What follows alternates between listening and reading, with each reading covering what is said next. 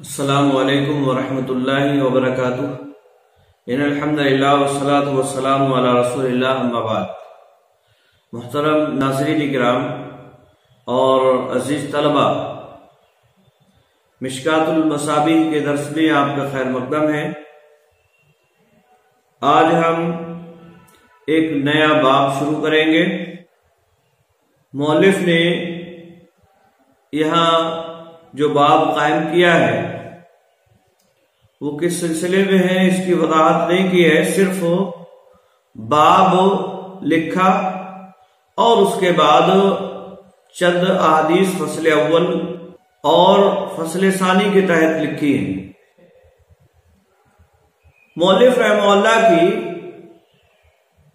عادت ہے کسی باب کے گزرنے کے بعد صرف باب لکھ کر احادیث ذکر کرتے ہیں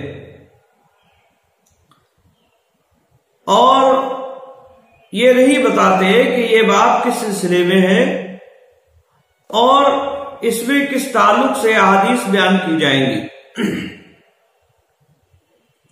جب اس طرح کی کوئی بات مؤلف رحمہ اللہ بیان کرتے ہیں تو عام طور سے جو باب اس سے پہلے گزرا ہے اسی کے بعض گوشوں کو واضح کرنے کے لیے احادیث ذکر کی جاتی ہیں، یعنی ڈائریکٹ تعلق اس کا پچھلے باب سے نہیں ہوتا ہے، لیکن بعض گوشے پچھلے باب سے ہی متعلق ہوا کرتے ہیں۔ چنانچہ یہاں بھی باب انہوں نے لکھا اور فصل اول اور فصل ثانی کے تحت چند احادیث ذکر کی ہیں، تو اس کا مطلب یہی ہے کہ جو پہلے باب گزرا ہے یعنی باب المباشرہ، اسی باب سے متعلق چند احادیث اور ذکر کی جا رہی ہیں جن کا کسی نہ کسی ناحیے سے کوئی نہ کوئی تعلق باب المباشرہ سے ہے، اور اس کو بابن پڑھا جائے یا باب پڑھا جائے ساکن کے ساتھ یا بابن پڑھا جائے تو دونوں طرح سے پڑھا گیا ہے۔ دونوں طرح سے محدثین شارحین نے اس کو کہا ہے کہ دونوں طرح سے پڑھ سکتے ہیں، باب یا بابن۔ الفصل الاول، پہلی فصل، ان عروہ عن عائشہ رضی اللہ تعالی عنہا ان رسول اللہ صلی اللہ علیہ وسلم قال لها فی بریرہ خذیها فآتقیها وکان زوجها عبدا فخیرها رسول اللہ صلی اللہ علیہ وسلم فاختارت نفسها ولو کان حرا لم یخیرها، متفق علیہ۔ حضرت عروہ رضی اللہ تعالیٰ عنہ جو حضرت عائشہ رضی اللہ تعالیٰ عنہا کے بھانجے ہیں، عروہ بن زبیر، حضرت زبیر رضی اللہ تعالیٰ عنہ کے بیٹے اور حضرت اسماء کے بیٹے، تو یہ عروہ یہ حضرت عائشہ رضی اللہ تعالیٰ عنہ کے بھانجے ہیں۔ بیان فرماتے ہیں حضرت عائشہ رضی اللہ تعالیٰ عنہ سے ان رسول اللہ صلی اللہ علیہ وسلم قال، یعنی اللہ کے نبی صلی اللہ علیہ وسلم نے حضرت عائشہ سے کہا، لہا میں ضمیر کا مرجع حضرت عائشہ رضی اللہ تعالیٰ عنہ، یعنی حضرت عائشہ رضی اللہ تعالیٰ عنہ سے نبی اکرم صلی اللہ علیہ وسلم نے کہا، فی بریرہ، بریرہ رضی اللہ تعالیٰ عنہ کے سلسلے میں، ان کے معاملے میں۔ بریرہ یہ ایک لوڈی تھی جو غلام تھی، تو ان کے تعلق سے اللہ کے نبی صلی اللہ علیہ وسلم نے بیان فرمایا۔ اور یہ لوڈی کس کی تھی؟ تو مسلم یہ اسی طرح سے جو صحیحین کی روایات ہیں اس میں لے بنی فلان کے الفاظ ہیں، یعنی فلاں قبیلے کی فلاں غلام تھی، اور بعض میں لے بنی احمد کے الفاظ ہیں، یعنی بنی احمد، بہرحال غلام تھی وہ۔ کیا کہا صلی اللہ علیہ وسلم نے؟ خذیہا، کہ ان کو لے لو، یعنی ان کو خرید لو، فآتقیہا، اور ان کو آزاد کر دو، یعنی ان کو خریدو اور ان کو آزاد کر دو۔ یہ اللہ کے نبی صلی اللہ علیہ وسلم نے حضرت عائشہ رضی اللہ تعالیٰ عنہ کو بریرہ رضی اللہ تعالیٰ عنہ کے تعلق سے بیان فرمایا۔ اصل معاملہ یہ تھا کہ یہ لونڈی تھی، کسی قبیلے کی یا کسی خاندان کی، حضرت عائشہ رضی اللہ تعالیٰ عنہ کے پاس آ جایا کرتی تھی اور ان سے دینی مسائل وغیرہ کو سیکھا کرتی تھی۔ تو اللہ کے نبی صلی اللہ علیہ وسلم نے ان کے اس پیار و محبت کو دیکھا اور آپ صلی اللہ علیہ وسلم نے حضرت عائشہ رضی اللہ تعالیٰ عنہ سے یہ کہا کہ تم ان کو خرید کے آزاد کر دو۔ اس کے بعد کہتی ہیں حضرت عائشہ رضی اللہ تعالیٰ عنہ وَكَانَ زَوْجُهَا عَبْدًا، اور ان کا شوہر غلام تھا، عبدن، فَخَيَّرَهَا، تو رسول اللہ صلی اللہ علیہ وسلم نے اختیار دیا۔ خیر یخیر، اختیار دینا، اور ہا کا مرجع حضرت بریرہ، یعنی بریرہ رضی اللہ تعالی عنہا کو اختیار دیا رسول اللہ صلی اللہ علیہ وسلم نے۔ فاختارت نفسها، تو انہوں نے اپنے آپ کو اختیار کیا۔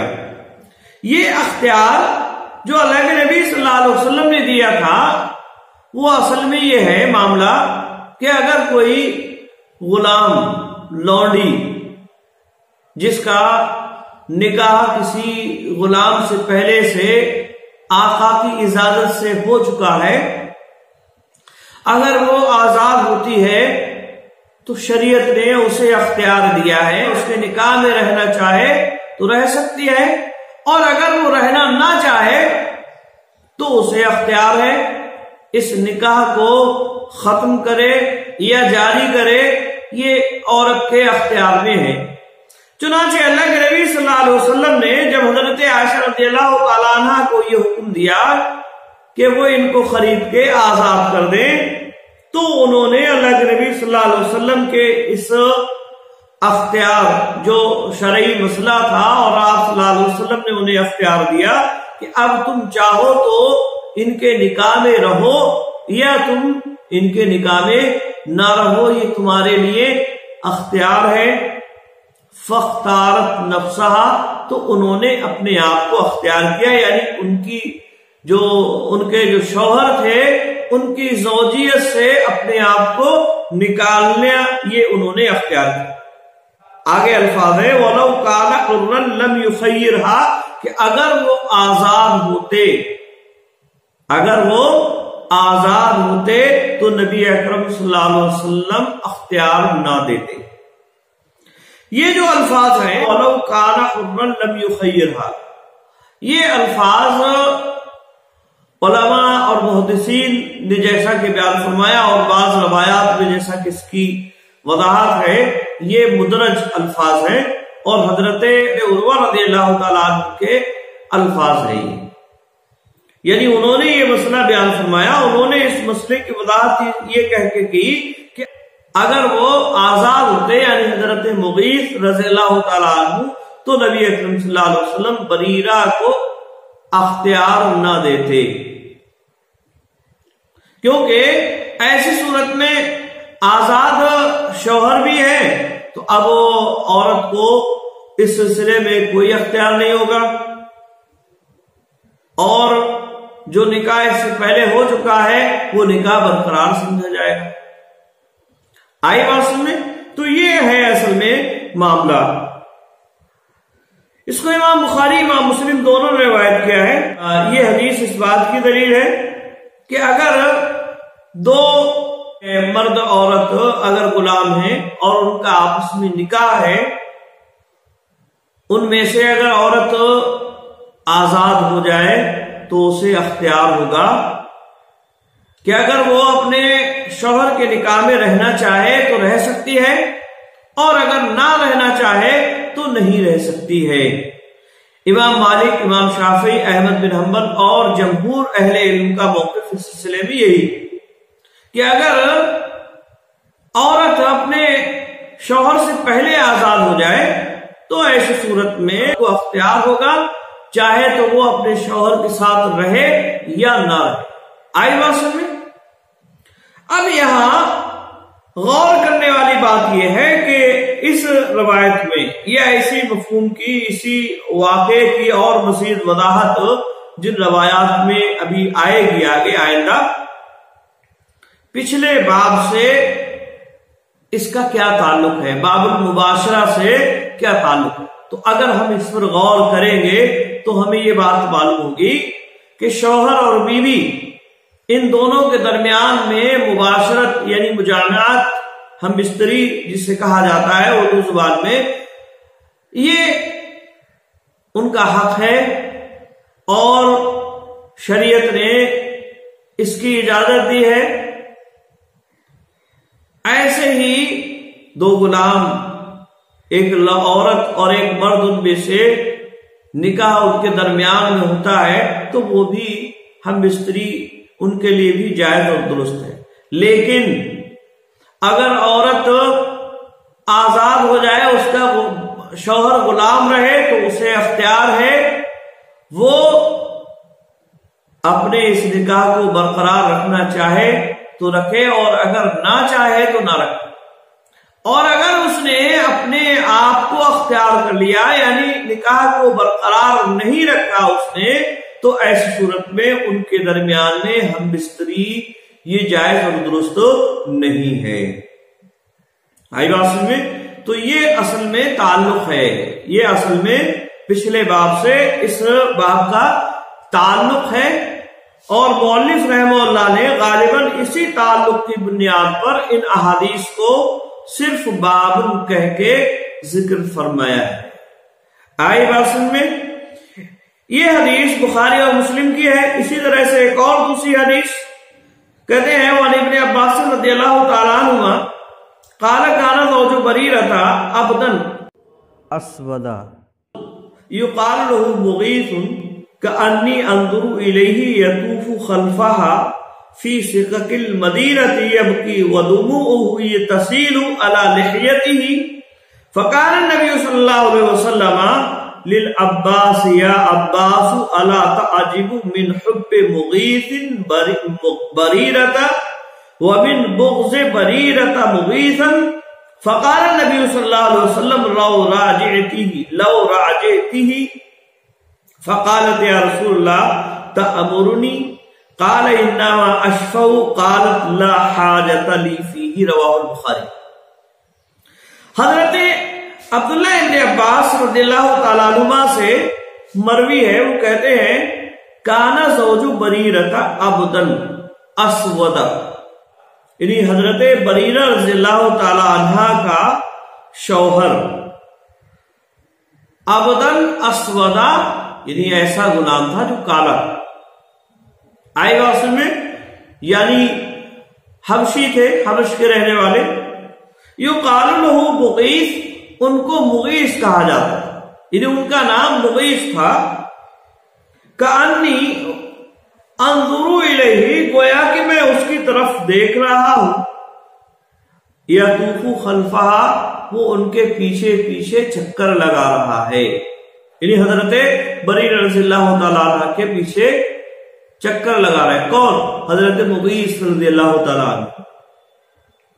اور یہ گویا کہ عبداللہ ابن عباس رضی اللہ تعالیٰ عنہ کی حاضری مدینہ میں جب وہ موجود تھے، اس وقت کی گویا کہ بات ہے، اس وقت کی یہ بات ہے۔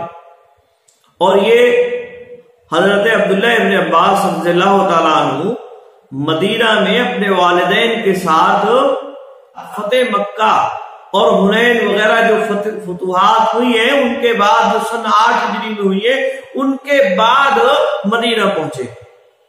تو اس اعتبار سے گویا کہ یہ حاضر تھے، یعنی عبداللہ ابن عباس رضی اللہ تعالیٰ عنہ خود اس واقعے کے چشم دید ہے، تو یہ مدینہ میں موجود تھے گویا کہ۔ تو یہ 9 ہجری کا یا 10 ہجری کا واقعہ ہے، یہ آخر کے زمانے کی بات ہے۔ تو حضرت عبداللہ ابن عباس رضی اللہ تعالیٰ عنہ کہتے ہیں گویا کہ میں دیکھ رہا ہوں یطوف خلفا، کہ وہ ان کے پیچھے چکر لگا رہے ہیں، فی سکک المدینہ، سکک، سکتن کی جمع ہے طریق راستے کو کہتے ہیں. فی سکک المدینہ مدینہ کی گلیوں میں، مدینہ کے راستوں میں چکر لگا رہے ہیں ان کے پیچھے. یبکی روتے ہوئے، یبکی روتے ہوئے چکر لگا رہے ہیں. وَدُمُوهُ دموہ آنسو، آنسو کہتے ہیں، دمون کا مطلب آنسو ہوتا ہے، اسی کی جمع ہے. وَدُمُوعُهُ اور ان کے آنسو تسیل علی لحیتہ بہ رہے ہیں ان کی داڑھی پر، یعنی ان کے آنسو بھی نکل رہے ہیں اور منا رہے ہیں وہ انہیں کہ مجھ سے جدائی اختیار مت کرو. اصل معاملہ یہ ہے کہ اللہ کے نبی صلی اللہ علیہ وسلم نے جب حضرت بریرہ کو اختیار دیا اور انہوں نے اپنے آپ کو اختیار کیا کہ میں آزاد رہنا چاہتی ہوں، یعنی ان کی نکاح میں میں نکاح میں نہیں رہنا چاہتی ہوں، تو اب ایسی صورت میں حضرت مغیث رضی اللہ تعالیٰ عنہ کو حضرت بریرہ رضی اللہ تعالیٰ عنہ کی یہ جدائی برداشت نہیں ہوئی. بہت محبت کرتے تھے اور اس بنیاد پر انہوں نے حضرت بریرہ رضی اللہ تعالیٰ عنہ کو منانا چاہا اور اس کے لیے ان سے بار بار کہا کہ تم مجھے چھوڑ کر آزادی اختیار مت کرو، یعنی تم مجھے چھوڑ کر میرے ساتھ نکاح کو مت توڑو اور مجھ سے جدائی اختیار مت کرو، میں کیا ہوگا میرا، یہ ہے وہ. اس طرح کی باتیں انہوں نے حضرت بریرہ رضی اللہ تعالیٰ عنہ سے کہی ہوں گی. حضرت بریرہ رضی اللہ تعالیٰ عنہ سے اس طرح کی باتیں انہوں نے کہی ہوں، منانے کی بات. اور اس میں انہوں نے روئے بھی، آنسو بھی نکلے ہوں گے. تو اسی کو حضرت عبداللہ ابن عباس کہتے ہیں وَدُمُوهُ تَسِيلُ عَلَى لِحْيَتِهِ کہ ان کے آنسو ان کے داڑھی پر بہ رہے تھے. فقال نبی صلی اللہ علیہ وسلم نبی اکرم صلی اللہ علیہ وسلم نے فرمایا للعباس حضرت عباس رضی اللہ تعالیٰ عنہ سے، یا عباسو اے عباس، الا تعجب من حب مغیث بریرتا ومن بغض بریرتا مغیثا، کہ اے عباس کیا تمہیں تعجب نہیں ہے مغیث کی محبت سے بریرہ کے لیے اور بریرہ کے بغض سے مغیث کے لیے؟ کیا تمہیں اس سے تعجب نہیں ہو رہا ہے کہ حضرت مغیث رضی اللہ تعالیٰ عنہ بریرہ سے کس قدر محبت کر رہے ہیں اور ان سے دور رہنے کو برداشت نہیں کر پا رہے ہیں، جبکہ ادھر معاملہ یہ ہے کہ بریرہ انہیں کسی بھی طرح کا کوئی بھاؤ ہی نہیں دے رہی اور ان سے جدائی اختیار کرنے پر تلی ہوئی ہے. تو یہ جو ہے یہ تعجب والی بات ہے کہ عام طور سے محب اور محبوب ایک دوسرے سے محبت کرتے ہیں، ایک دوسرے کی بات کو مانتے ہیں اور قبول کرتے ہیں، لیکن یہاں معاملہ یہ ہے کہ محبت ایک طرفہ ہے. حضرت مغیث رضی اللہ تعالیٰ عنہ تو محبت کر رہے ہیں لیکن بریرہ کو ان کے اندر کسی بھی طرح کی کوئی دلچسپی نہیں ہے. تو یہ ہے اصل میں تعجب کی بات. تو اللہ کے نبی صلی اللہ علیہ وسلم نے اسی کو حضرت عباس رضی اللہ تعالیٰ عنہ سے پوچھا اور کہا کیا تمہیں یہ تعجب کی بات نہیں لگتی؟ پھر اللہ کے نبی صلی اللہ علیہ وسلم نے کہا، فقال النبی صلی اللہ علیہ وسلم، نبی اکرم صلی اللہ علیہ وسلم نے کہا، لو راجعتہ، اور بعض روایات میں یا کے ساتھ میں لو راجعتہ، کاش کہ تم اس سے رجوع کر لیتی، یعنی ان کو واپس لے لیتی. یہ حضرت بریرہ رضی اللہ تعالیٰ عنہ سے خطاب ہے نبی اکرم صلی اللہ علیہ وسلم کا، اور آپ نے ان سے کہا لو راجعتہ، کاش کہ تم، یعنی بریرہ، کاش کہ تم ان سے رجوع کر لیتی، یعنی ان کی جو زوجیت، جو تمہارے درمیان میں زوجیت کا رشتہ تھا اسے برقرار رکھتی، لَكَانَ خَيْرًا لَكِ، تو یہ تمہارے لیے بہتر ہوتا۔ یہ اللہ کے نبی صلی اللہ علیہ وسلم نے حضرت بریرہ رضی اللہ تعالی عنہ سے کہا۔ یہاں ایک طرح سے امر کا معنی چونکہ پایا جا رہا تھا تو اسی کی وضاحت حضرت بریرہ رضی اللہ تعالی عنہ نے چاہی نبی اکرم صلی اللہ علیہ وسلم سے، چنانچہ انہوں نے کہا فقالت یا رسول اللہ، پس انہوں نے کہا اے اللہ کے رسول صلی اللہ علیہ وسلم، تأمرنی، کیا آپ مجھے حکم کرتے ہیں؟ یعنی جو آپ کہہ رہے ہیں کاش کہ تم ان سے رجوع کر لیتی تو یہ تمہارے لیے بہتر اور اچھا ہوتا، تو یہ کیا حکم ہے آپ کا؟ قالا، تو آپ نے فرمایا انما اشفع، بے شک میں سفارش کر رہا ہوں، یعنی یہ میرا حکم نہیں ہے بلکہ یہ میں سفارش کر رہا ہوں، کاش کہ تم اسے قبول کر لیتی، یعنی ان کے نکاح کو برقرار رکھتی۔ قالت، جب اللہ کے نبی صلی اللہ علیہ وسلم نے یہ فرمایا کہ میں یہ سفارش کر رہا ہوں تو انہوں نے کہا لا حاجت لی فیہ، مجھے ان میں کوئی حاجت نہیں ہے، یعنی مجھے ان کی کوئی ضرورت نہیں ہے، کسی بھی طرح کا کوئی انٹرسٹ ان میں نہیں ہے۔ رواہ البخاری، اس کو امام بخاری نے روایت کیا ہے۔ یعنی اگر یہ آپ کی سفارش ہے تو میں اس سفارش کو قبول نہیں کرتی ہوں، اور میں ان کے اندر اپنے تئیں کسی بھی طرح کی کوئی حاجت اور ضرورت محسوس نہیں کرتی۔ اور انہوں نے حضرت مغیث رضی اللہ تعالیٰ عنہ کو رد کر دیا، یعنی ان کے نکاح کو قبول نہیں فرمایا۔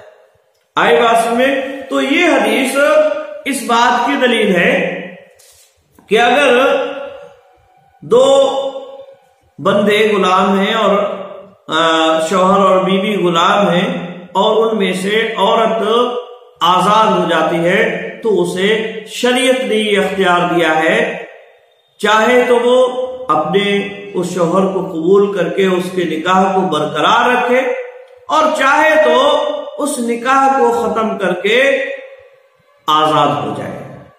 یہ اللہ رب العالمین نے عورت کو اختیار دیا ہے، اور اسی اختیار کا فائدہ اٹھاتے ہوئے حضرت بریرہ رضی اللہ تعالیٰ عنہ نے حضرت مغیث رضی اللہ تعالیٰ عنہ سے علیحدگی اختیار کر لی۔ جب مغیث رضی اللہ تعالیٰ عنہ کی محبت کو نبی اکرم صلی اللہ علیہ وسلم نے محسوس کیا اور دیکھا تمام اہل مدینہ نے، تو آپ صلی اللہ علیہ وسلم نے سفارش کی۔ اس سے یہ بات معلوم ہو رہی ہے کہ جو اولو الامر ہیں وہ سفارش کر سکتے ہیں کسی معاملے میں، اور اسی طرح سے یہ بات بھی معلوم ہو رہی ہے کہ اگر ان کی سفارش قبول نہ کی جائے تو انہیں کسی بھی طرح سے ناراض ہونے کی ضرورت نہیں ہے۔ یعنی حضرت بریرہ نے آپ صلی اللہ علیہ وسلم کی سفارش کو اس معاملے میں قبول نہیں کیا اور اس کو نہیں مانا، تو آپ صلی اللہ علیہ وسلم ان سے ناراض نہیں ہوئے۔ آئیوس میں تو یہ بات معلوم ہو رہی ہے کہ اولو الامر اگر کسی معاملے میں سفارش کرتے ہیں اور ان کی سفارش کو قبول نہ کیا جائے تو اس میں کسی بھی طرح ناراضگی کی کوئی بات نہیں ہے۔ آئی بات میں اسی طرح سے یہاں یہ بھی بات معلوم ہو رہی ہے کہ امر کا سیگا صرف افعال، یعنی جو فعل سیگا امر ہے وہی نہیں ہے، بلکہ اس کے علاوہ سے بھی جو دوسرے سیگے ہیں، چاہے وہ خبر کے سیگے ہوں یا اسی طرح سے اور کسی طرح کے دوسرے سیگے ہوں، امر کے نہ ہوں، لیکن ان کے اندر امر کا معنی اور مفہوم پایا جاتا ہے تو وہ امر پر دلالت کرتے ہیں۔ جیسے کہ یہاں حضرت بریرہ راجعتی ہی سے یہ سمجھا کہ یہ امر کا سیگا ہو سکتا ہے، اسی لیے انہوں نے پوچھا کیا یہ آپ کا حکم ہے میرے لیے؟ تو آپ نے وضاحت فرمائی کہ نہیں، یہ حکم نہیں ہے بلکہ میں سفارش کر رہا ہوں۔ امر کے فعل امر یعنی صیغہ امر کے علاوہ بھی صیغے ہیں، یہ بات بھی اس سے معلوم ہو رہی ہے۔ اسی طرح سے اس سے یہ بات بھی معلوم ہو رہی ہے کہ دینی معاملات میں سفارش اگر نبی اکرم صلی اللہ علیہ وسلم کر رہے ہیں تو ایسی صورت میں اختیار ہے، آدمی قبول کرے یا قبول نہ کرے۔ ہاں اگر حکم ہے تو ایسی صورت میں اس کا ماننا لازم اور ضروری ہے، پھر اس میں کسی بھی طرح کی کوئی گنجائش نہیں ہے اسے رد کرنے کی یا اس میں کسی بھی طرح سے عدم قبول کی۔ آئی بات سمجھے؟ ہاں حکم میں کسی بھی طرح کی کوئی چوں اور چرا کرنے کی ضرورت اور گنجائش نہیں ہے، جبکہ سفارش میں گنجائش ہے، اسے قبول کیا بھی جا سکتا ہے، اور اگر نہ قبول کیا نہ کرے تو بھی اپنے دینی اور شرعی حق کو اختیار کرنا چاہے تو یہ انسان کو اختیار ہے۔ آئی بات میں دوسری فصل میں حضرت عائشہ رضی اللہ تعالیٰ عنہ سے اسی قصے کی بعض اور وضاحتوں کو مؤلف رحمہ اللہ بیان فرما رہے ہیں۔ چنانچہ حضرت عائشہ رضی اللہ تعالیٰ عنہ کے حوالے سے پہلی حدیث ہے، عن عائشہ رضی اللہ تعالیٰ عنہ انہا ارادت ان تؤتق مملوکین لہا زوج فسألت النبی صلی اللہ علیہ وسلم فامرها ان تبدأ بالرجل قبل المرأة، رواہ ابو داؤد والنسائی۔ حضرت عائشہ رضی اللہ تعالیٰ عنہ سے مروی ہے انہا ارادت ان تؤتق مملوکین، کہ انہوں نے ارادہ کیا کہ وہ دو غلاموں کو آزاد کریں، مملوکین دو غلاموں کو آزاد کریں، اس بات کا انہوں نے ارادہ کیا۔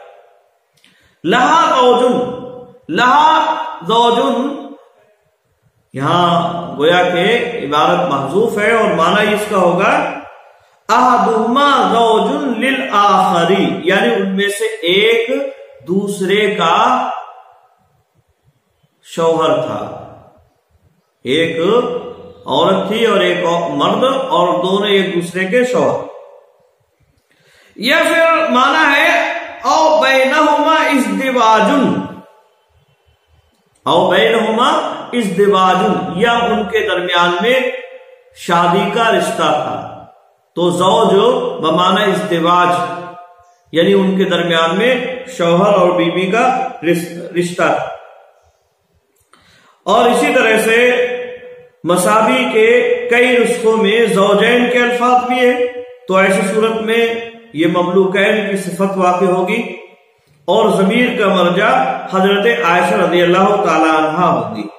لہا میں جو ضمیر ہے اس کا مرجع پھر حضرت عائشہ رضی اللہ تعالی عنہ، یعنی مطلب یہ ہوگا کہ مملوکین زوجین لہا، مملوکین زوجین لہا یعنی دو آپس میں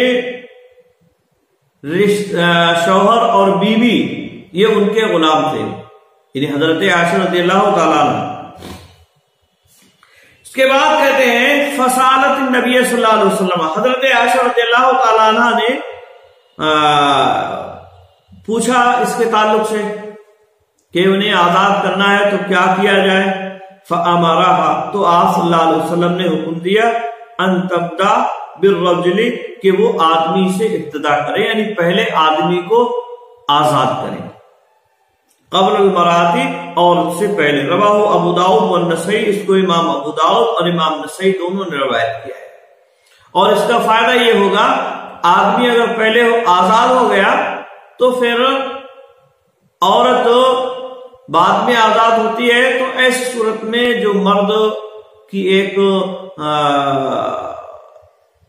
ایک طرح سے بڑائی اور برتری شریعت نے رکھی ہے وہ ایک اعتبار سے برقرار ہے۔ اور پھر دوسری یہ بھی کہ اگر عورت کسی ناسمجھی کی وجہ سے اگر وہ شوہر سے جدا ہونا چاہتی ہے تو جدائی کا جو اس کے ذہن میں بات ہوگی وہ بات بھی ختم ہو جائے گی اور اسے یہ اختیار برقرار نہیں رہے. تو یہ اصل میں مقصد ہے. اس لیے اللہ کے نبی صلی اللہ علیہ وسلم نے غالباً یہ حکم دیا حضرت عائشہ رضی اللہ تعالیٰ عنہ کو کہ پہلے وہ مرد کو آزاد کریں اور اس کے بعد عورت کو آزاد کریں. یہ روایت امام ابو داؤد اور امام نسائی دونوں نے روایت کی. اسی طرح سے ایک اور حدیث حضرت عائشہ رضی اللہ تعالیٰ عنہ سے ہے.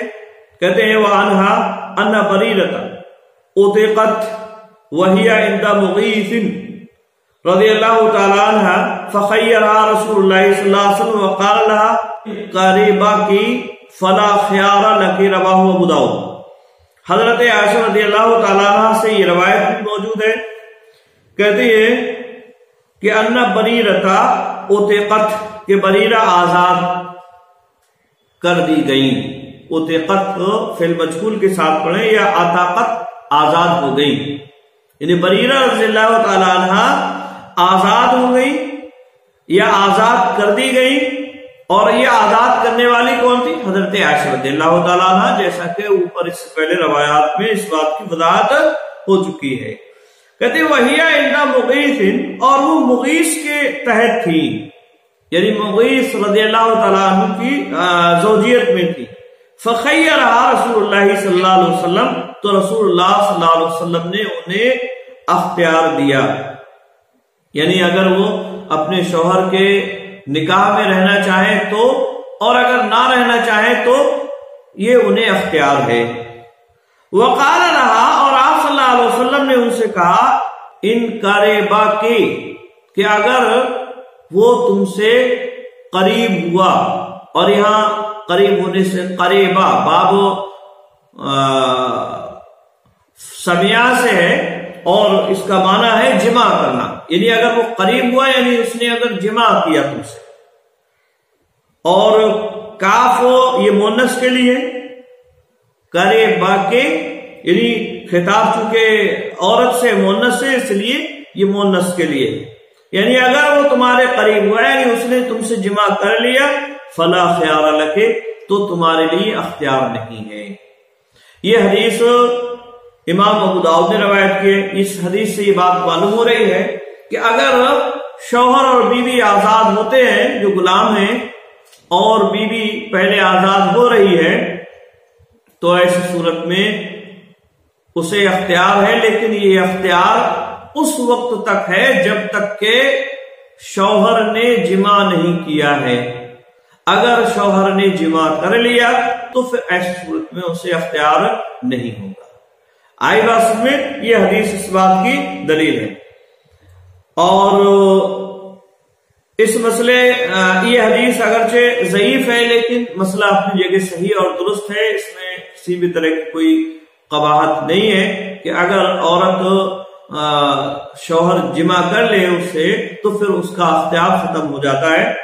اگرچہ بعض لوگوں نے اس کو ضعیف قرار دیا ہے کیونکہ اس میں محمد بن ابن اسحاق یہ ان کے ذریعے سے روایت کرتے ہیں اور یہ مدلس راوی ہیں، تدلیس کرتے ہیں، اور جب تک سماع کی صراحت نہ ہو اس وقت تک مدلس کی روایت ضعیف ہوا کرتی ہے. آئی بات میں یہاں ایک مسئلے کی وضاحت اور وہ یہ کہ اگر عورت آزاد ہوتی ہے تو اسے اختیار اللہ کے نبی صلی اللہ علیہ وسلم نے دیا ہے، جیسا کہ روایات سے معلوم ہو رہا ہے. اور یہ موقف امام مالک، امام شافعی اور امام احمد بن حنبل کا ہے. اسی طرح سے اور بھی بہت سارے علماء اسی بات کے قائل ہیں.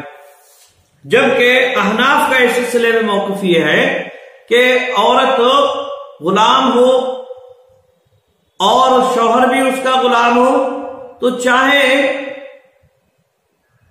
عورت پہلے آزاد ہو جائے اور شوہر اس کا آزاد ہو، تو چاہے آزاد ہو یا غلام ہو، شوہر آزاد ہو یا غلام ہو، عورت کو اختیار ہوگا کہ چاہے وہ نکاح کو برقرار رکھنا چاہے یا نکاح کو برقرار نہ رکھے.